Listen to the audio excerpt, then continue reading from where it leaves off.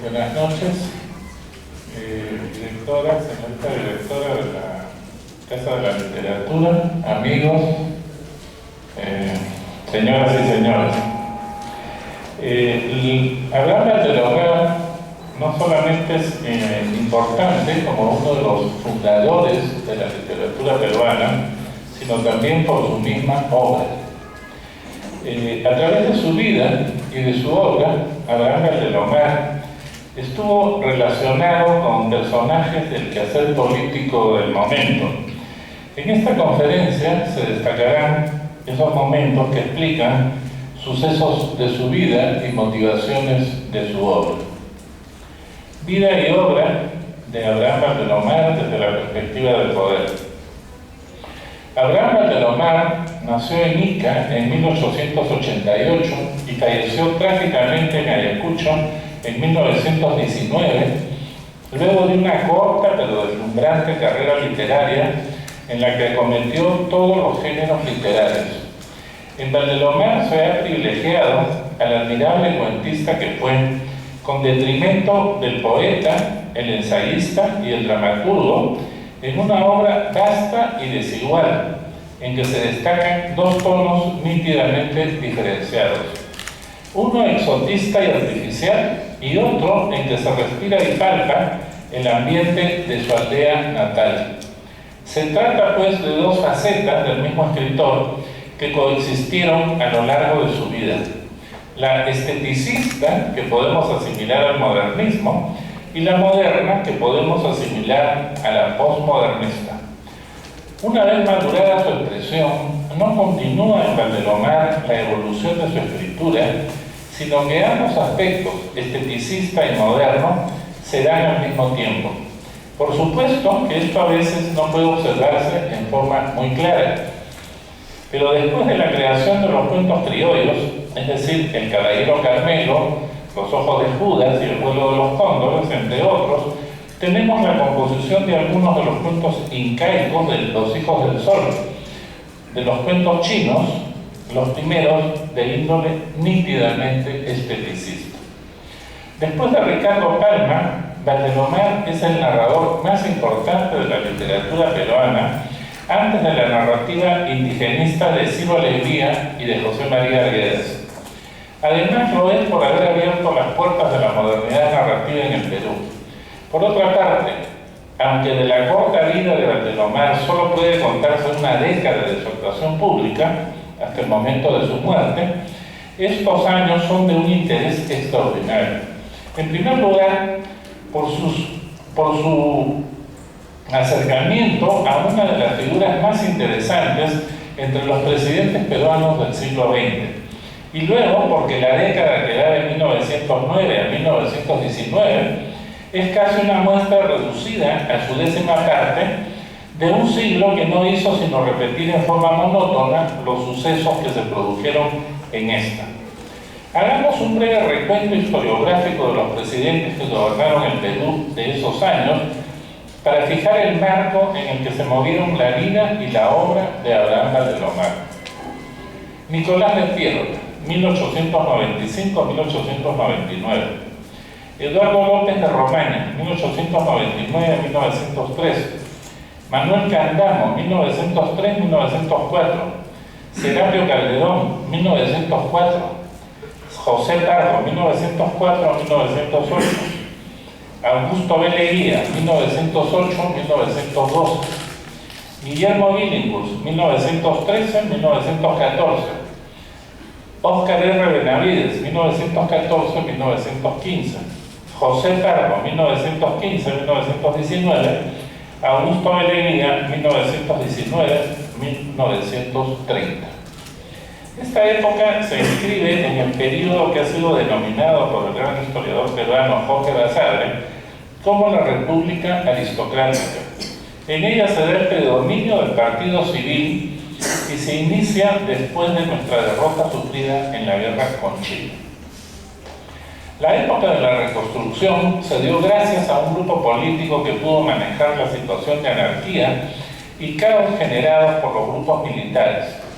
Don Nicolás de Piérola, que se hizo del poder al derrotar al general Cáceres en la Revolución de 1895, buscó la organización de una política estable para el país. Se estima que esa época, a pesar de los paréntesis que luego comentaremos, se extiende hasta el ascenso a la presidencia de la República de Augusto B. Leguía en julio de 1919, al darse la separación de este gobernante del Partido Civil para organizar lo que se llamó la Patria Nueva. Leguía gobernaría por medio de sucesivas reelecciones hasta 1930, en que fue derrocado por un golpe militar. Cuando Leguía finalizó su primer gobierno de 1808 a 1912, se lanzó como candidato del Partido Civil a Antero Aspilla, pero su candidatura produjo una escisión en las filas de este partido. Entre tanto, surgió en forma imprevista la candidatura de Guillermo Billinghurst, que había sido anteriormente presidente del Partido Demócrata y popular alcalde de Lima. Las elecciones de 1912, sin embargo, tuvieron que definirse en el Congreso, lo que sucedió en el mes de agosto de ese año. Guillermo Billinghurst es un personaje capital en la vida de Valdelomar. Nacido en Arica en 1851, se dedicó al comercio y a la minería en las ciudades de Tacna, Arica y Tarapacá. Partidario de Piérola, llegó a ser diputado en el Congreso y defendió Lima como oficial en la batalla de San Juan, luego de la cual fue tomado prisionero y enviado a Chile. Logró tras estos sucesos una fortuna económica que compartió en la publicación de varios estudios sobre geografía y economía de la región donde trabajó. Es difícil, en un país como el Perú, donde los presidentes por lo general se caracterizan por su mediocridad, encontrar un dirigente como Billinghurst que se preocupara o llevara a la capital la voz de las provincias, así como su interés por las clases proletarias. El corto gobierno de Billinghurst estuvo lleno de incidentes turbulentos ante un Congreso que no se había renovado al momento de su ascenso a la presidencia, elección que debía producirse un año después. Las crisis ministeriales se sucedieron en su gobierno, al igual que alborotos y conflictos populares. Pero la, al menos, aparente decisión del presidente de renovar el Parlamento en su integridad motivó uno de los deportes favoritos de los militares peruanos y, supongo, sudamericanos: el golpe militar producido los primeros días del mes de febrero de 1914. Billinghurst dimitió y fue desterrado a Chile. El coronel golpista Óscar R. Benavides fue respaldado por el Congreso y nombrado presidente de una junta compuesta por representantes de los partidos políticos. En las elecciones del año siguiente, 1915, fue elegido presidente don José Pardo, quien gobernó su periodo casi completo de 1915 a 1919. Aunque no exento de conflictos, en distintos lugares del Perú se considera que fue un gobierno que trajo la concordia al país. Aún así, las elecciones de 1919 fueron, como siempre, desordenadas, y ante la anulación de las actas, el candidato Augusto B. Leguía se presentó acompañado de militares. Un comunicado del ejército depuso al presidente Pardo. De esta forma, mediante un golpe militar, se entronizaba a un presidente civil. Leguía no abandonaría el poder hasta 1930. Se considera que con la deposición de Pardo concluye, en cierta forma, a la República Aristocrática. En la dictadura del oncenio de Leguía se incuban en el Perú numerosos de los grandes problemas de la República, pero excede el de la vida de Abraham Valdelomar, quien murió los primeros días de noviembre de 1919. Un rápido ascenso. Como en su momento demostró Luis Alberto Sánchez, Abraham Valdelomar no fue un buen estudiante universitario. Asistente poco asiduo al dictado de clases, la universidad le sirvió más bien como un espacio de relaciones sociales y de amistad que luego serían la catapulta para su despegue político. No afirmo con esto que Valdelomar utilizó la universidad como un lugar que le sirviera de medro y arribismo, sino que más bien su espíritu inquieto actuó espontáneamente dentro de un grupo de relaciones que finalmente lo condujeron a la opción política que escogió.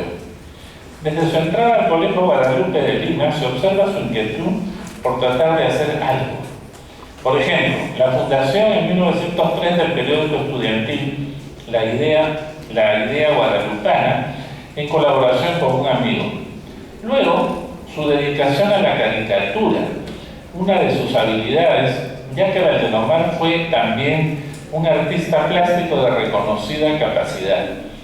Sus trabajos de caricatura política pueden apreciarse en revistas como Aplausos y Silbidos, Monos y Monadas, Fray Cabezón, Actualidades, Cinema, Flash y Variedades entre 1906 y 1909. Pero Valdelomar abandona este oficio para dedicarse hacia 1910 a la literatura.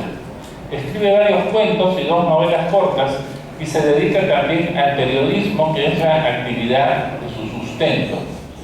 Como puede verse, los cambios son abruptos.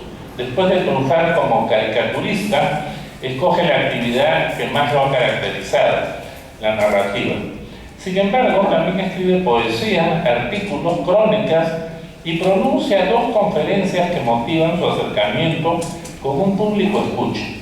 El Palacio de los Visorreyes, en noviembre de 1911, y El espíritu de una raza moribunda, en los primeros días de enero de 1912. Pero Valdelomar ha tenido también como universitario una experiencia que lo acerca a la lucha política. Un artículo de José de la Riva Agüero en el diario El Comercio, criticando la política del gobierno del presidente Leguía, motiva su detención. Se producen entonces renuncias de funcionarios públicos notables como las de Víctor Andrés de la Hunda y Ventura García Calderón. Los estudiantes de la Universidad Nacional de San Marcos se rebelan y se declaran en huelga mientras José de la Riva Agüero continuase preso. Los estudiantes enviaron una comisión a conversar con el intendente de policía, pero esta no regresó. Se envió una segunda, entre la que se encontraba Valdelomar, que corrió la misma suerte. Así describen los diarios los sucesos. Llegados los universitarios a la calle de la Pescadería, un grupo de gendarmes a caballo que estaba estacionado en la puerta de la intendencia les cerró el paso, acercándose a los pocos instantes el teniente Ezeta, ayudante de la intendencia, quien manifestó a los jóvenes que nombrasen una comisión para que se entendiera con el intendente de policía. En esos momentos llegó a caballo el coronel Aguirre, quien hizo la misma indicación a los universitarios, que designaron al efecto a los doctores Felipe Barrera Hilaos, Juan Bautista de la Valle, Abraham Campos y al señor José Gálvez, quienes inmediatamente pasaron a cumplir su cometido. Transcurrido un largo rato sin que los comisionados regresasen y como se tuviera noticia de que se les había apresado, se nombró una nueva comisión compuesta por los señores Ventura García Calderón, doctor Carlos Zavala Loaiza, Hernán Bellido, Abraham Valdelomar y Luis Antonio Eguiguren.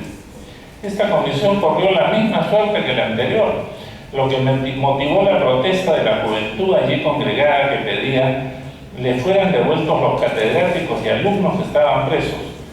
Los jóvenes divagan al Perú y al doctor Agüero y solicitaban la libertad de este y demás detenidos. Bien. Luego, el uso de la fuerza policial acabó en una gran confusión y cierra-puertas, y un grupo de obreros se plegó a la protesta estudiantil.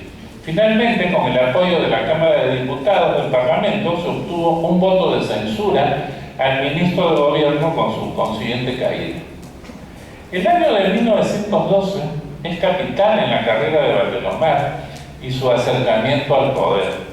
Su participación en las elecciones para presidente de la República, en la que contendía don Guillermo Billinghurst, lo condujo a participar activamente en ella. Veamos este fragmento de una carta a Enrique Bustamante y Vallivian, del 9 de junio de 1912, que quizá pueda ser un tanto exagerada en los detalles, pero exacta en líneas generales, y que nos revela además sus sentimientos con relación a esta experiencia. Por primera vez he vivido una verdadera vida de agitación y de grandes sensaciones. He sido orador en las grandes multitudes, luchador en los pequeños combates habido con los aspillaristas durante los primeros días que ahora ya no salen a la arena, confidente de los políticos y asusador de malas gentes. He sido todo, y no repetiré como el otro descontento, lo he sido todo y todo es una gran cosa. Yo estoy agradecido al destino que me deparó una vida tan tensa en ciertos tiempos de pasividad y de civilización. He vivido otra vida, Enrique, otra vida que usted no se imagina tal vez. Yo no me creía un luchador, y ahora me convenzo de que el hombre no es más que el resultado de las circunstancias. Yo mismo, que me creía apacible, he ido con la mayor sangre fría, revólver en mano, el 25, a atacar a la Junta Electoral capitaneando a unos 700 hombres del pueblo. Yo me he convencido que este es el camino. Si yo resultara un revolucionario, ¿qué diría usted, Enrique? Esta es una carta que revela, además, a plenitud cuán dotado estaba Valdelomar para la narrativa, gracias al relato que hace del intento de linchamiento de un soplón por parte de una multitud enardecida. Hay que citar, sin embargo, que su paso por la política era eso, un simple tránsito, pues como bien le confiesa Bustamante y Vallivian al final de la carta. De más me parece decirle que yo acompañaré en su gobierno a don Guillermo unos meses, pero que mi intención es irme a Europa a continuar mis estudios literarios y artísticos. En ese mismo mes, Valdelomar ofreció una conferencia en el Teatro Municipal del Callao, solicitada por los obreros de esta provincia a la juventud universitaria. Hay que recordar que muchos actos políticos se realizaron en el Perú en teatros, no en plazas, cuando menos hasta fines de los años 40. La conferencia Discurso de Valdelomar, titulada El Congreso y el Pueblo, abogaba por la representatividad del Congreso de la República como primer poder del Estado y su absoluta legitimidad para designar presidente de la República a don Guillermo Billinghurst.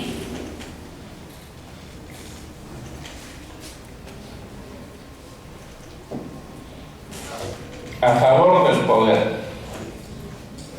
Producido el nombramiento de Guillermo Billinghurst como presidente de la República, Valdelomar es nombrado como director del diario oficial El Peruano, que todavía se edita hasta el día de hoy.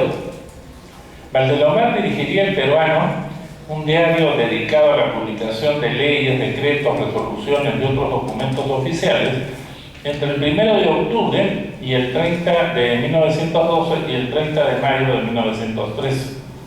Otra singular actuación tendría la vida de Valdelomar en esta época. 2 días antes de su nombramiento como secretario de segunda clase de la Legación de la República del Perú en Italia, firmada el 12 de mayo de 1913, apareció un ataque de Alberto Ulloa Sotomayor por la postulación de Valdelomar a la presidencia del centro universitario. El resultado fue un duelo cuya arma utilizada fue el sable, que se realizó el 13 de mayo. Suceso anecdótico, pero que demuestra la seriedad de Valdelomar respecto a cuestiones de honor. Recordemos que el seudónimo más utilizado en su obra literaria y periodística posterior sería la de El Conde de Lenos. Valdelomar dejó el puerto del Callao el 1 de julio de ese año de 1913 con dirección a Italia. Pasaría antes, entre otras ciudades, por Nueva York y París. Finalmente arribaría a Roma a comienzos del mes de agosto. Puede considerarse feliz desde el punto de vista de creatividad literaria el viaje a Europa de Abraham Valdelomar. Los viajes por barco dejan mucho tiempo libre y el paisaje con sabor al infinito, espacialmente hablando, sirven para catalizar experiencias. Conjeturo que algunos cuentos de Valdelomar fueron escritos en este viaje. Por ejemplo, Tres cenas, dos haces, uno de los cuentos yanquis, se encuentra fechado en julio de 1913 en Nueva York. Otros, con seguridad, fueron corregidos durante el viaje. La escritura de Los ojos de Judas, uno de los mejores, se sabe por una de sus cartas que ya estaba escrito antes del viaje. El Caballero Carmelo, su cuento más famoso, se escribió en Roma, ya que en una carta del mes de agosto habla de un proyecto que contenía solo 3 novelitas: Los ojos de Judas, El buque negro y El vuelo de los cóndores. Sin embargo, a comienzos de octubre, le confiesa a Bustamante Gailián su intención de presentar El Caballero Carmelo al concurso que finalmente ganó a fines de diciembre. Valdelomar, entre tanto, colaboró con 5 crónicas de Roma, interesantes y bien escritas, publicadas principalmente en el diario La Nación. Por otro lado, el conocimiento directo del arte italiano y europeo tuvo un impacto beneficioso para un intelectual aspirante y de sensibilidad como Valdelomar, que fue un interesante dibujante. Debe confesarse que para todo sudamericano, apreciar en vivo y en directo la herencia del arte occidental es una herencia invalorable, además de inolvidable. Por sus cartas se aprecia también el inicio de sus estudios universitarios en Roma, también sus prácticas de esgrima. Pero todos los sueños literarios y artísticos de Valdelomar se van al traste con el golpe militar del coronel Óscar R. Benavides el 4 de febrero de 1914. La respuesta de Valdelomar habla bien de él. El escritor renuncia a su cargo el 6 de febrero, apenas recibida la noticia en Roma.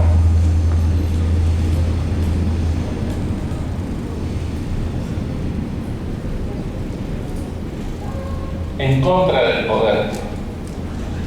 La renuncia de Valdelomar, que seguía principios de lealtad y de ética elementales, motiva su ruina personal y la de algunos de sus familiares que trabajaban para el gobierno. Sin embargo, él es el más perjudicado, ya que significaba el término de su estadía en Italia y la cercanía a otros países europeos como Francia y España. En una carta entre el 5 y el 12 de febrero le escribe a un primo: ya sabrás mi ruina momentánea y la de mi familia.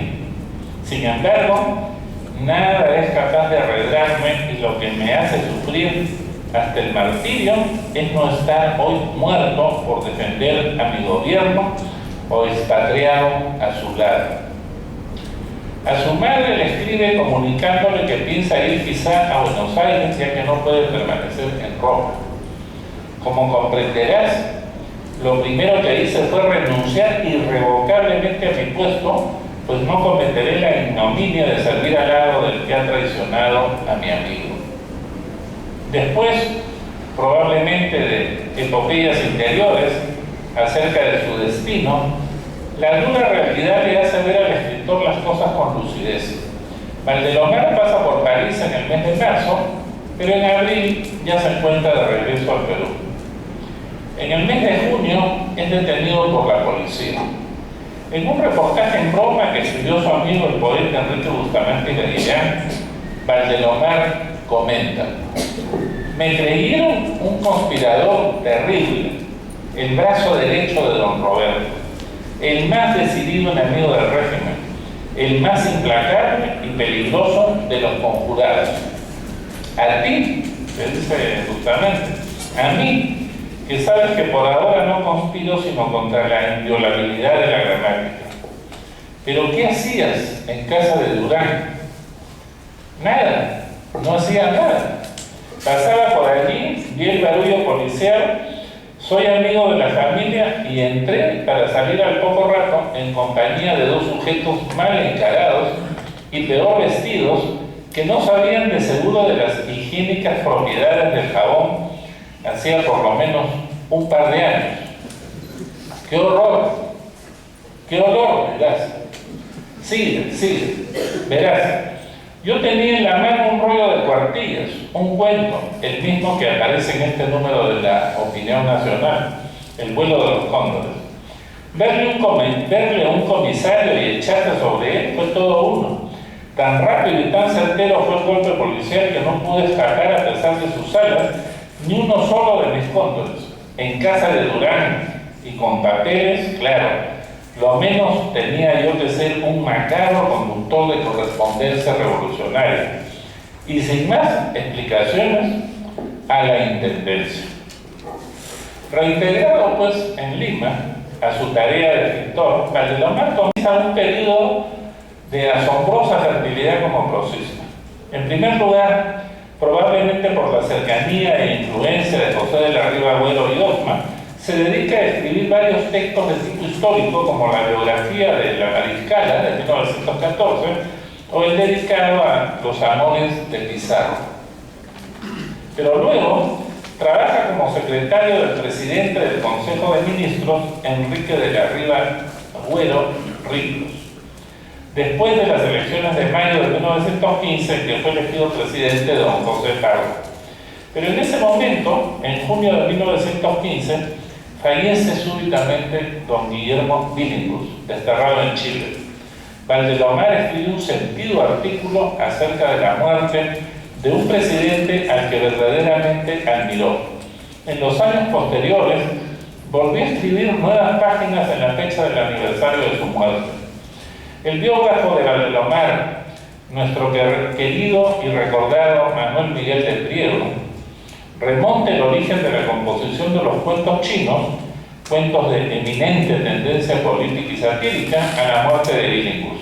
Yo creo que no le falta razón, pero antes de hablar sobre estos cuentos, trataré sobre los cuentos incaicos reunidos bajo el título de Los hijos del sol.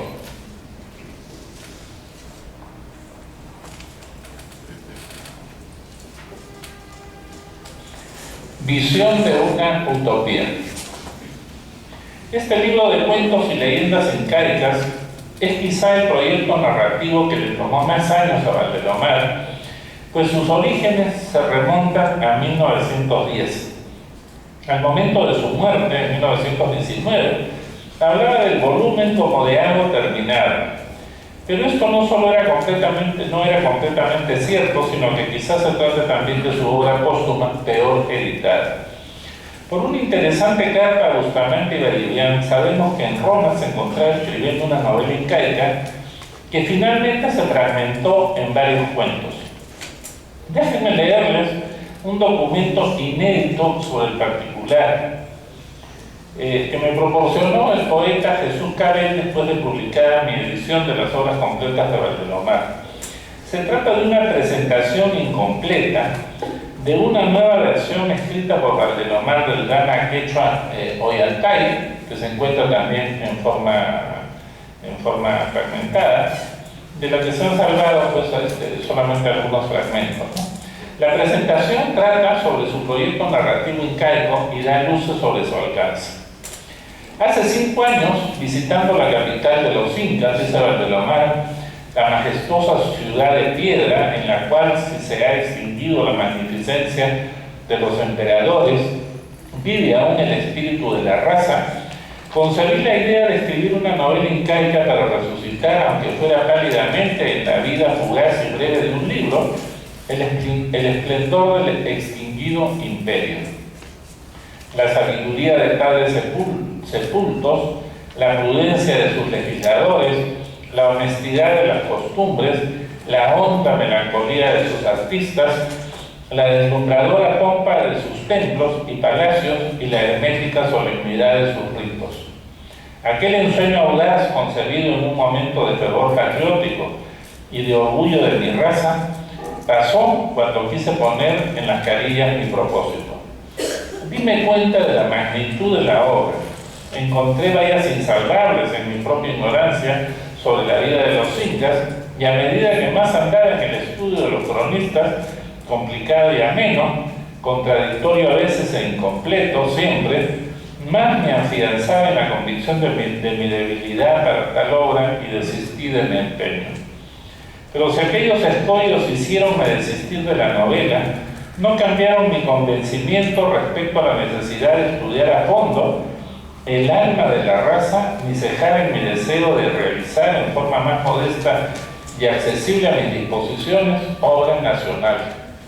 Pocos países tienen mayor derecho que el nuestro a exhibir una literatura propia, pocos de más ilustre y noble abolengo, ninguna tal vez más rica en material artístico, ni cuya historia sea más animada e intensa, más llena de colorido y de perfumes gratos.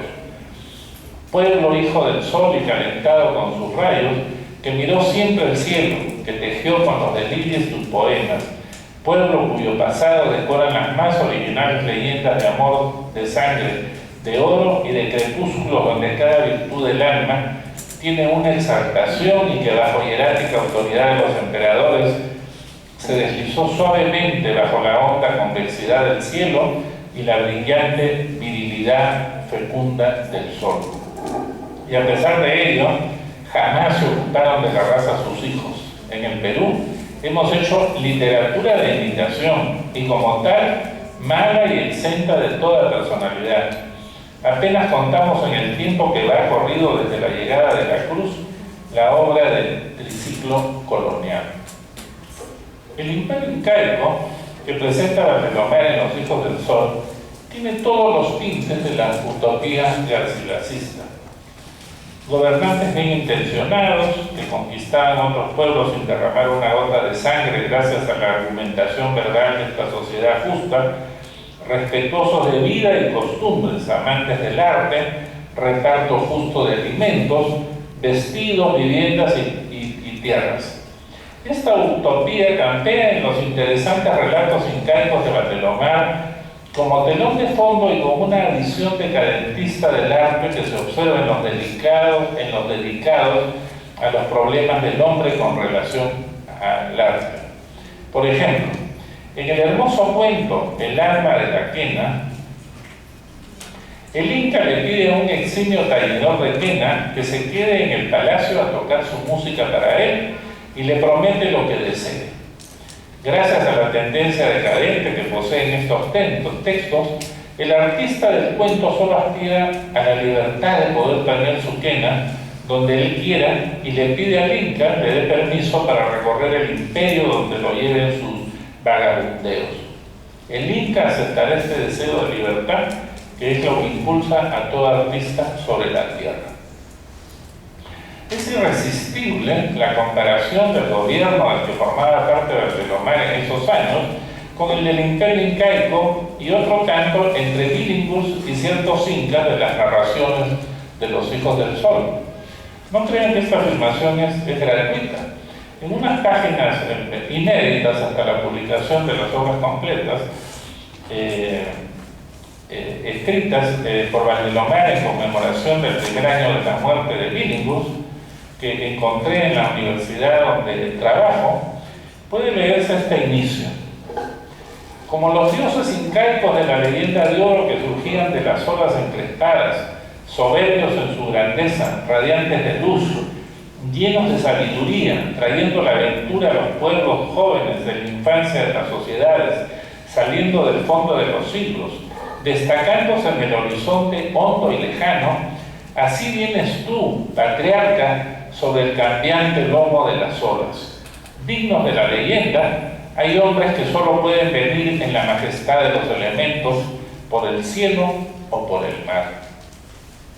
En el tono idílico y la cultura que presentan Los Hijos del Sol, confluyen pues no solo la visión garcilasista de la historia de los incas, sino también sus propias experiencias personales acerca de la sociedad.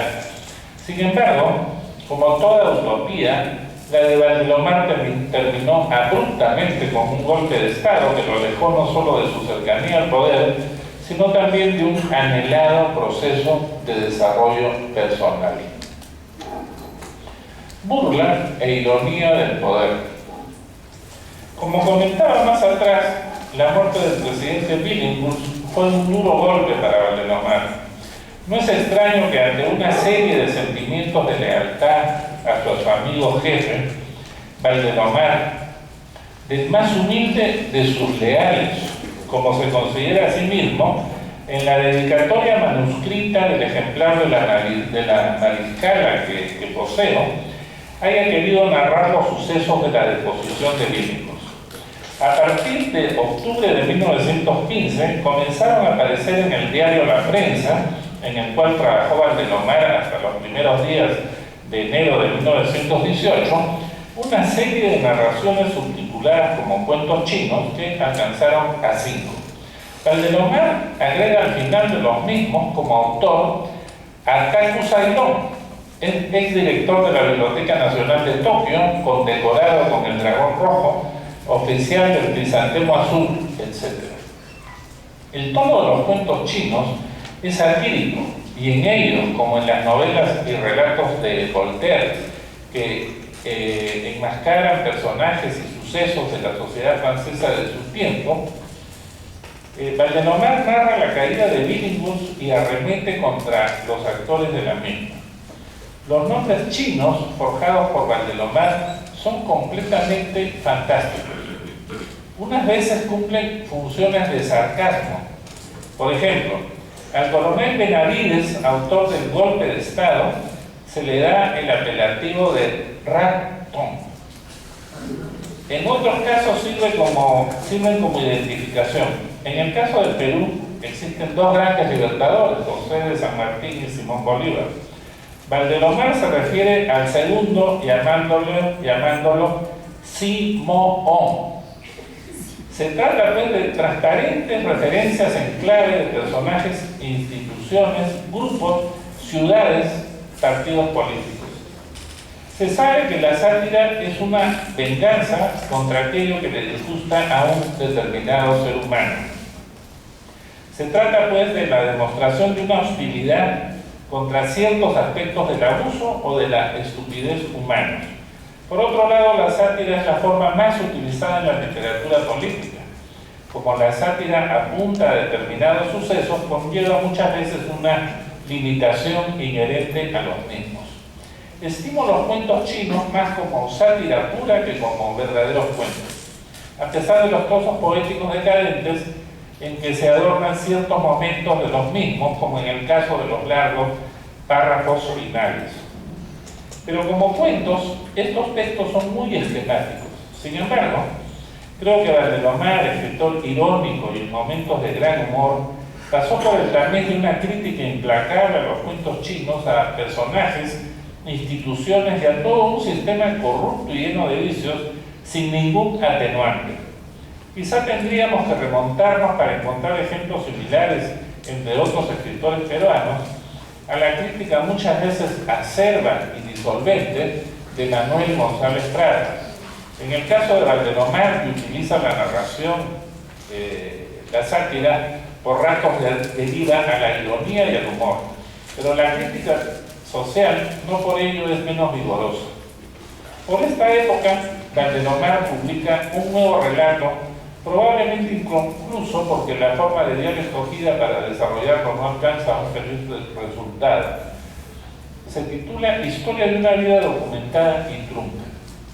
Es posible que como secretario del presidente del Consejo de Ministros, Enrique de la Riva Agüero, viera pasar a muchas almas pobres como las de Jerónimo Garatúi Vaquerizo, el personaje del relato, cuya obsesión por obtener lo que podríamos llamar las migajas del poder mediante un puesto burocrático va acorde con su frustración de ver a otras personas que obtienen puestos de favor, así como a él le es imposible conseguirlos.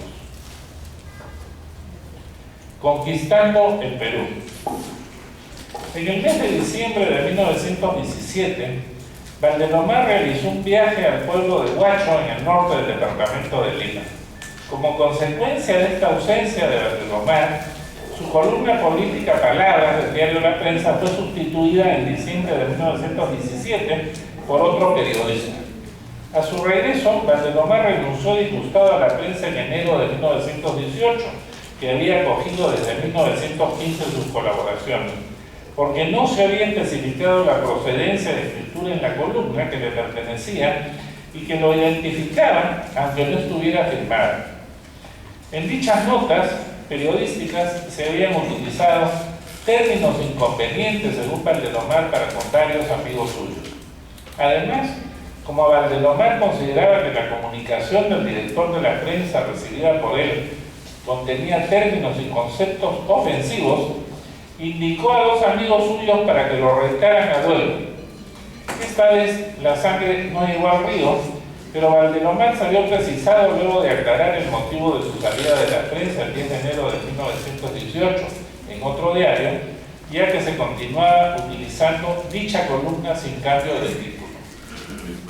Si bien la demanda de un duelo puede parecernos ahora pueril, en el comportamiento de Valdelomar respecto a su renuncia hay que ver una decisión valiente, ya que gracias a esta sentó plaza de desocupado al dejar la seguridad de un trabajo difícil de conseguir en iguales condiciones.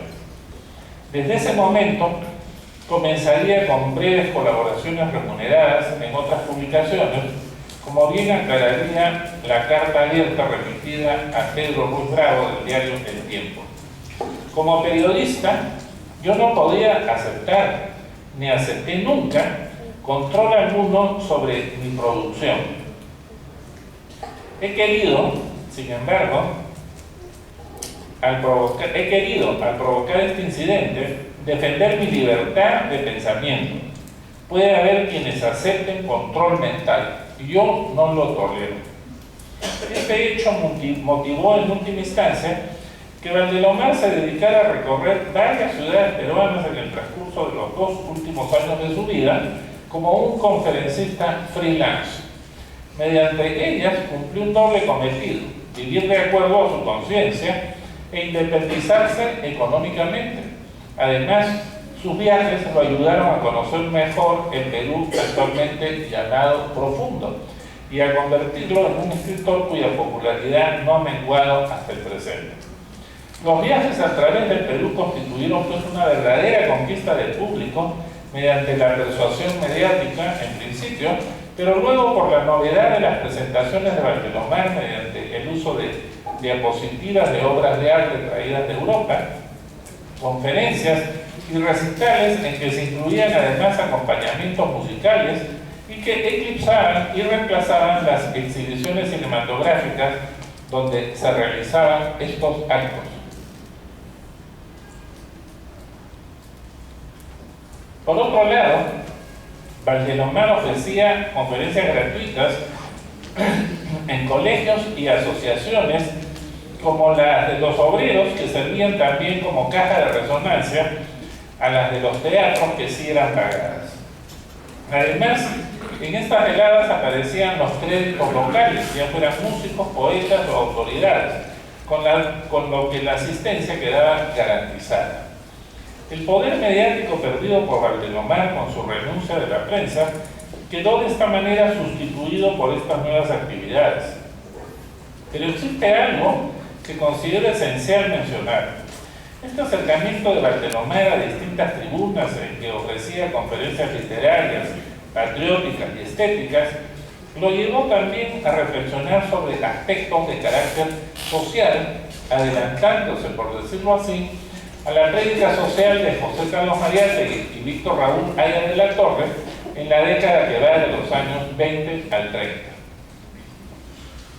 Es verdad que como heredero de la corriente modernista, Valdelomar en los textos de estas conferencias puede ser a veces un tanto enfático y retórico. Pero a veces en las conferencias sobre temas patrióticos como nuestra lucha, nuestra patria, nuestra juventud, el mensaje político de la juventud, se demuestra una genuina preocupación sobre aspectos del atraso o de la vía equivocada que tomaban los criterios políticos de líderes e instituciones de nuestra patria. En otros, como la misión social de los obreros, conferencia a los obreros de Piura y conferencia a los obreros de Chiclayo, sencillamente aborda con firmeza lo que podríamos llamar el corazón del poder.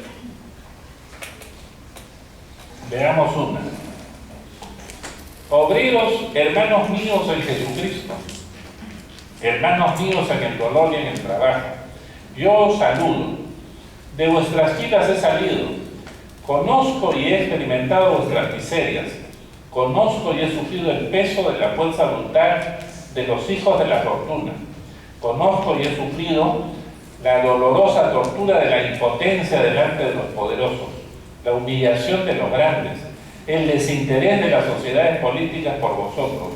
Vosotros sois los sostenedores de los pueblos, y esos mismos pueblos os desprecian y os humillan como a tales.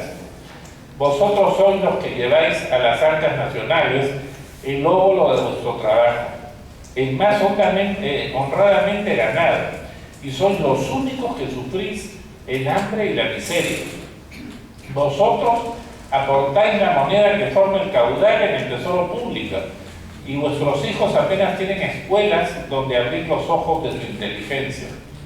Gritáis, pero vuestra voz no se escucha. Trabajáis, pero vuestro trabajo no se estima. Lloráis y nadie enjuga vuestras lágrimas. Y cuando hambrientos y desesperados clamáis por la justicia, vuestras voces son apagadas por el plomo y vuestras legiones siembran en las calles de cadáveres. Los antiguos esclavos eran más felices que vosotros, porque ellos ignoraban tener derecho alguno y no conocían los dorados y jugosos frutos de la libertad. Vosotros sois 1000 veces más desgraciados, porque vosotros conocéis y sabéis en qué consiste el supremo bien de la libertad y el derecho, y los veis de cerca, pero no podéis alcanzarlo así como esos peregrinos de una caravana que ven alejarse más y más el agua de los espejismos en los desiertos cálidos.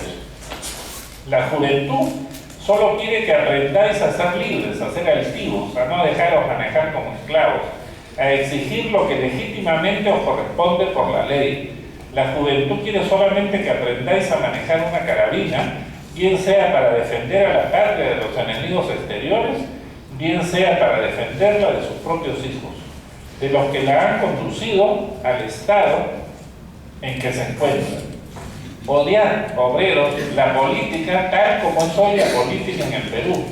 Odiar esta fuerza criminal que en el Perú se llama política. Tratar de unificaros bajo leyes severas, y cuando seáis fuertes, cuando todos penséis de la misma manera, podréis crear una política nueva, podréis exigir con derecho, y entonces no se os matará como perros rabiosos en las plazas públicas. Hay elementos nacionales a los que no les conviene que los obreros se eduquen, porque comprenden que el día que conozcan sus deberes y tengan ejercitada la voluntad, ya no se les podrá explotar.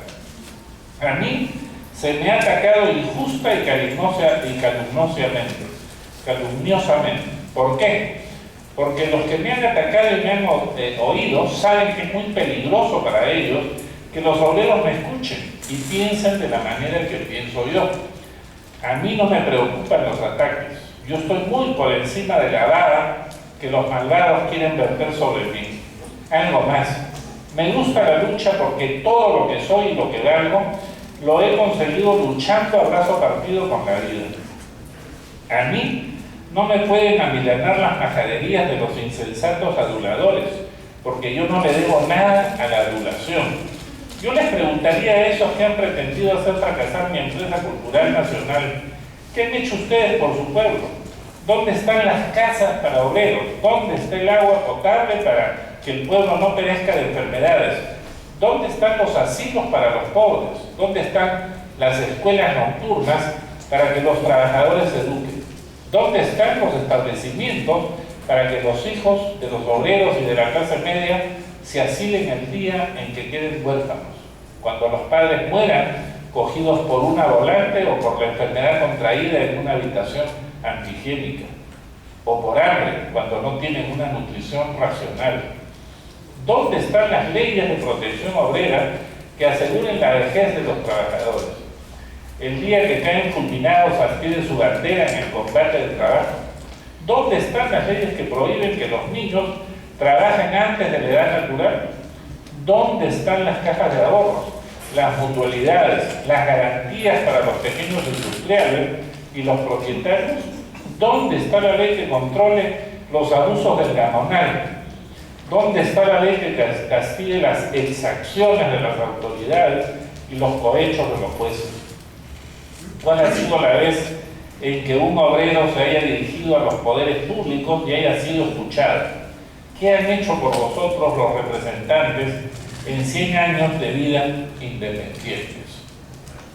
Como puede advertirse, no le falta agudeza a Valdelomar en su percepción de dónde se encuentra el origen del poder político de un gobierno democrático elegido por el pueblo, más aún en la forma incipiente que se daba en el Perú en esa década.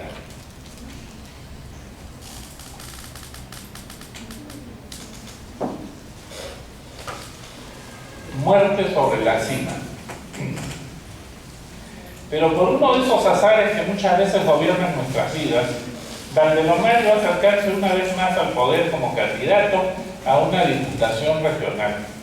Encontrándose en el departamento de Ica por razón de sus conferencias, Valdelomar visitó Pisco, provincia cercana a Ica, donde transcurrió su niñez. Ahí un gran número de personas le solicitó presentarse a la diputación regional en vista de que no existía candidato para ella.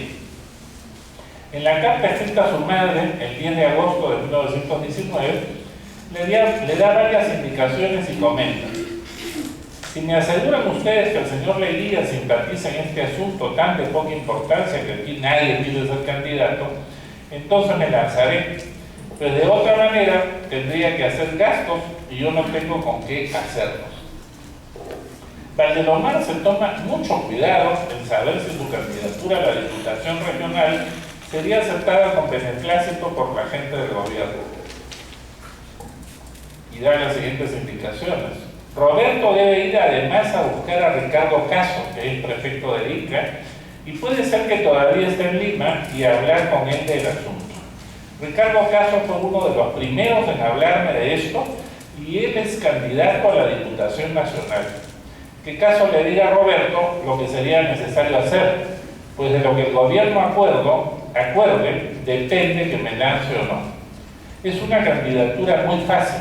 La elección es dentro de 10 días. Hay la ventaja de que son pocos días para saber a qué atenerse y aquí no hay un solo adversario. A mí me convendría extraordinariamente ser el diputado regional porque eso me serviría para otras cosas. Consigan a toda costa que el gobierno o Cornejo me protejan asegurándoles mi lealtad absoluta y contéstenme por telégrafo a Ica. Ya para los pocos gastos que hay que hacer veremos cómo salir del paso. Aquí hay mucho entusiasmo en mi favor por ser el único y por ser extraño a la política lugareña.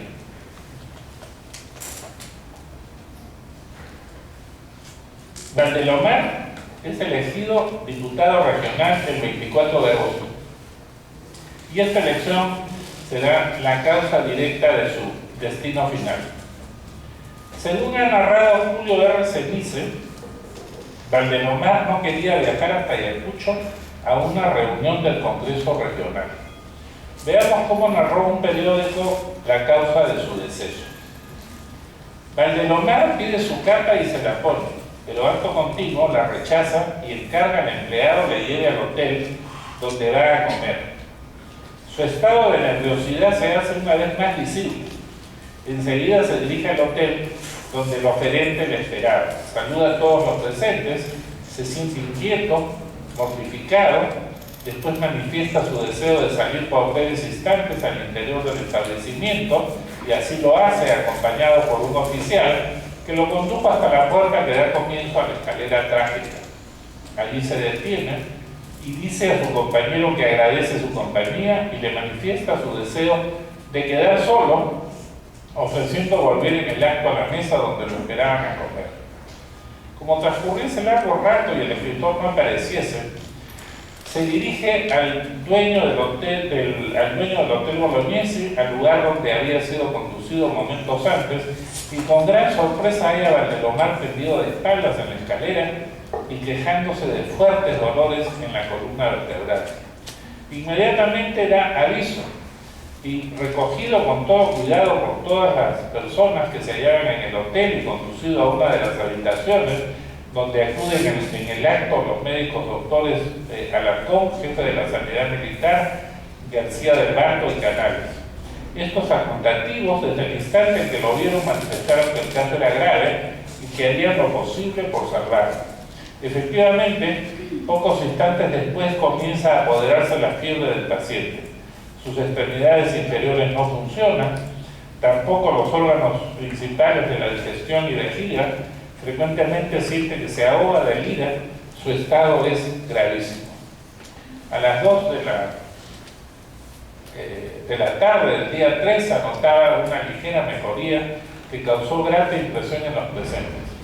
El enfermo pidió leche y mientras la traían, uno de los compañeros de cámara le dijo que estaba muy mejor, a lo que contestó el escritor con profunda convicción: no, estoy muy grave, yo me muero. Efectivamente, un instante después le sobrevenía fuerte ronquera, perdía el conocimiento, ya no se daba cuenta de la leche que le hacían beber, y 5 minutos después, sin los crueles estertores de la agonía, sin un movimiento trasponía el umbral de la vida y penetraba en los oscuros e insondables arcanos de la muerte, dejando tras sí una senda llena de glorias, llena de ejemplos, de abnegación, fe, patriotismo, idealismo dignos de imitarse.